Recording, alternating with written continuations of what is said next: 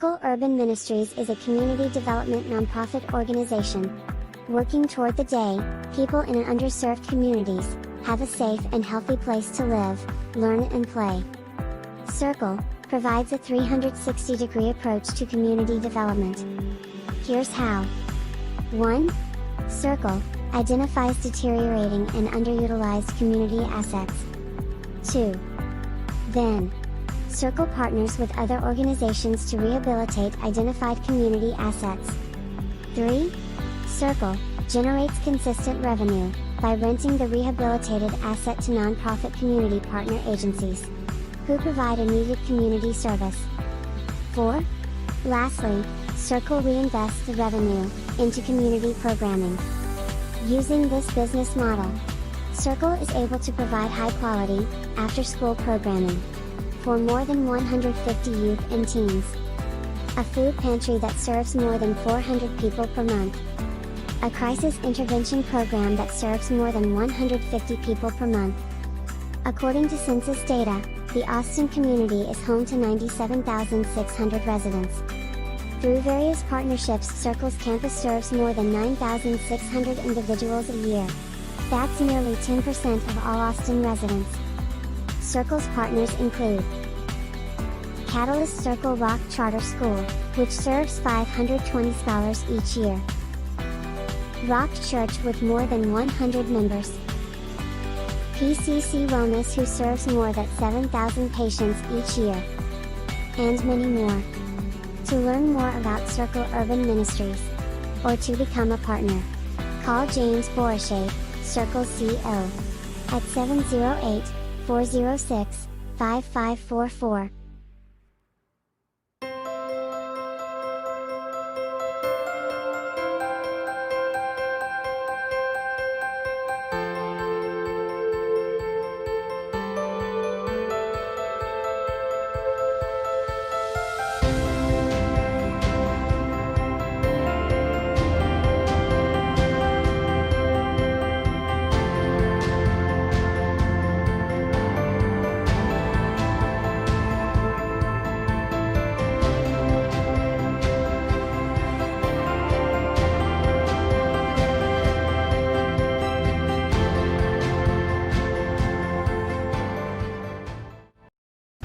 Circle Urban Ministries is a faith-based organization, and our mission is focused on the youth and families of Chicago's Austin neighborhood. Our vision is to really empower and equip our young people so that they feel confident and aware of their abilities and talents and how they can use them to ultimately impact other people.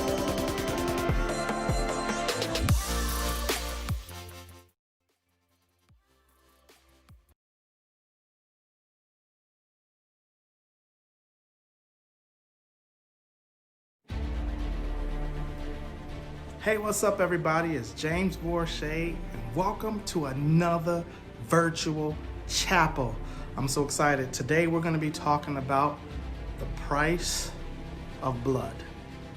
Woo-wee. This is one that you don't want to miss. Listen, 2021 is already trying to give 2020 a run for its money. My gosh, we're less than 2 weeks in and there's all kinds of stuff going on in 2021.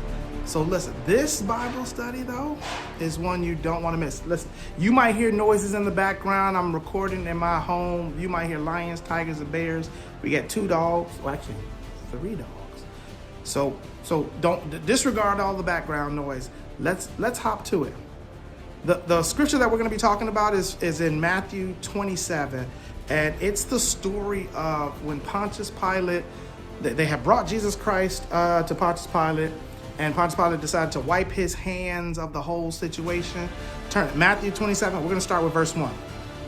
When the morning was come, all the chief priests and elders of the people took counsel against Jesus to put him to death. And when they had bound him, they led him away and delivered him to Pontius Pilate the governor. Then Judas, which had betrayed him, when he saw that he was condemned, repented himself, and brought again the 30 pieces of silver to the chief priests and the elders, saying, I have sinned in that I have betrayed the innocent blood. And they said, What is that to us? See thou to that. And he cast down the pieces of silver in the temple and departed and went and hanged himself. And the chief priest took the pieces of silver and said, it is not lawful to put them into the treasury, because it is the price of blood. And they took counsel and bought with them the potter's field to bury strangers. Wherefore that field was called the field of blood unto this day. Now let's scroll down a little bit. We're going to go to verse 13. Then said Pilate unto him, hearest thou not how many things they witness against thee? And he answered him to never a word, insomuch that the governor marveled greatly. Now at the feast, the governor was wont to release the people a prisoner whom they would. And they had a notable prisoner called Barabbas. Then when they were gathered together, Pilate said unto them, whom will ye that I release unto you, Barabbas or Jesus, which is called Christ? For he knew that for envy they had delivered him. That is a whole message in and of itself. For he knew that for envy they delivered him. In other words, they brought him before Pilate because they were jealous. Let's keep going.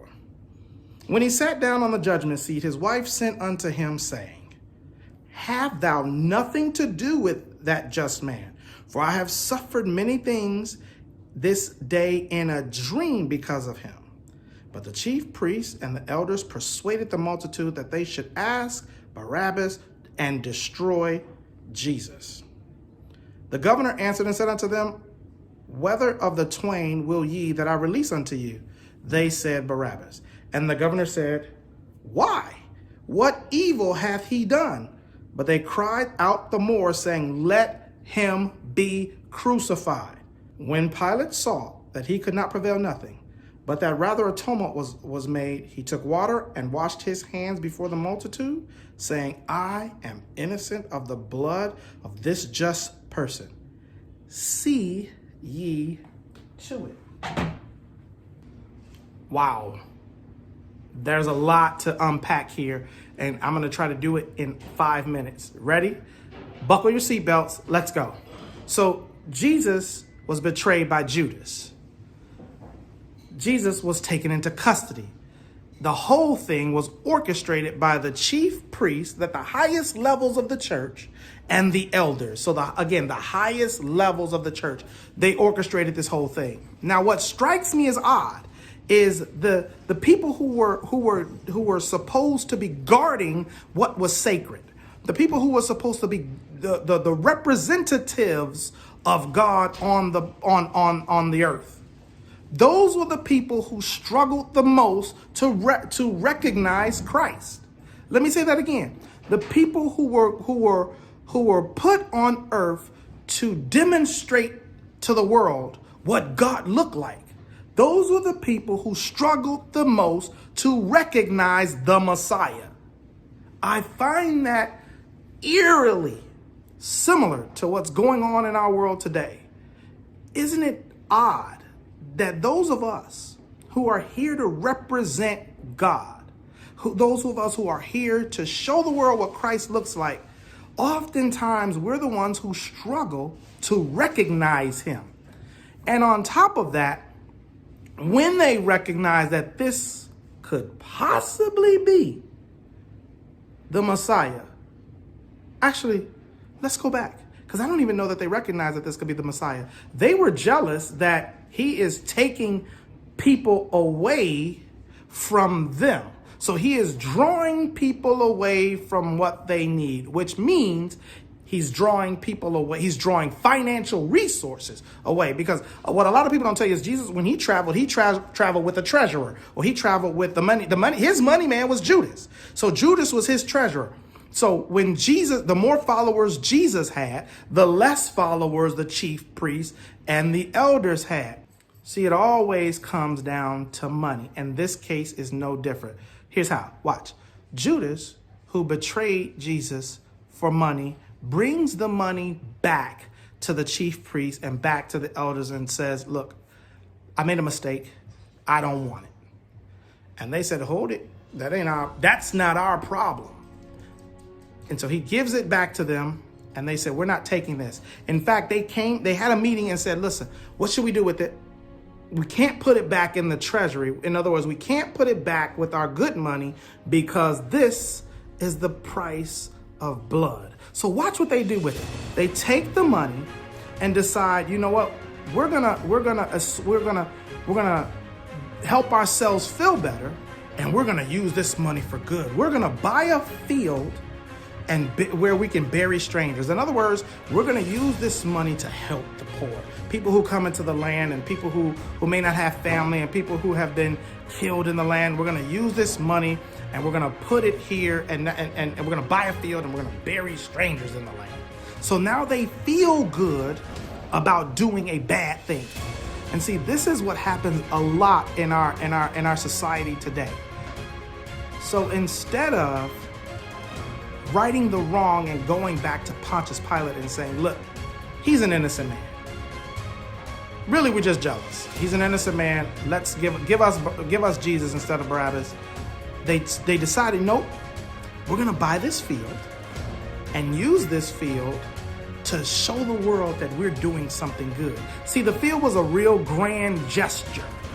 It was a big gesture for everybody to see. We've bought a graveyard and we're gonna put people here who are poor. We're gonna put people here who are strangers in the land. And see, God is not interested in throwing your money instead of your voice to injustice. God wants you to participate in the injustice vocally as well.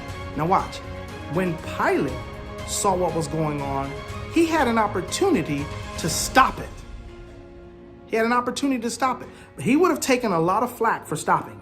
There would have been some blowback. There would have been a whole lot of people upset with him for stopping, for doing the right thing. But he had the power.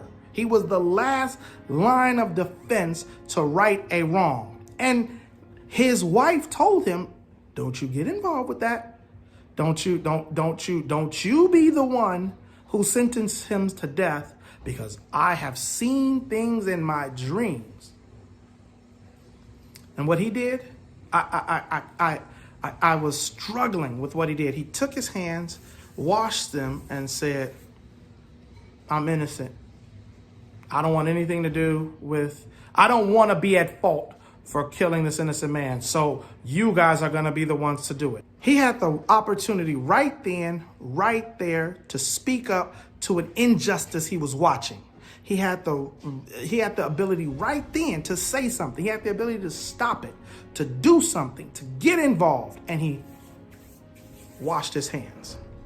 See, in this day and age, we have got to stop washing our hands to the injustice we see on a day-to-day basis. We cannot throw money at it only. We must be willing to say something. You see, when we see innocent blood being shed, we are supposed to say something. That is how people know that we are the children of the Most High God. We defend the innocent. We defend those who cannot defend themselves. Isn't that why Christ came? Didn't he come and give his life for those who were considered less than? And aren't we Christ's disciples? Shouldn't we then also turn around and do the same thing? See, there's a price that we pay for blood. There's a price to pay for blood. And I no longer want to be a part of paying that price. So we have a thing in the Borshade household. We have a thing in our family. When you see something, say something. So if you see injustice, if you see wrong, you say something. And if anybody has a problem with you, let them deal with me.